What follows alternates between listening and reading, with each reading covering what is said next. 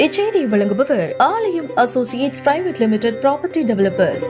ஆலயம் associates private limited, number 52, third floor, 3B, Ram Darbar, Sterling road, Nungambakkam, Chennai 6,34,000.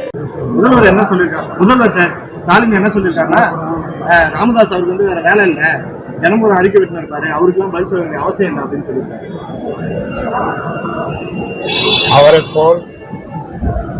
அவரை போல் ஞான ஒளி, பிரகாச ஞான ஒளி எனக்கு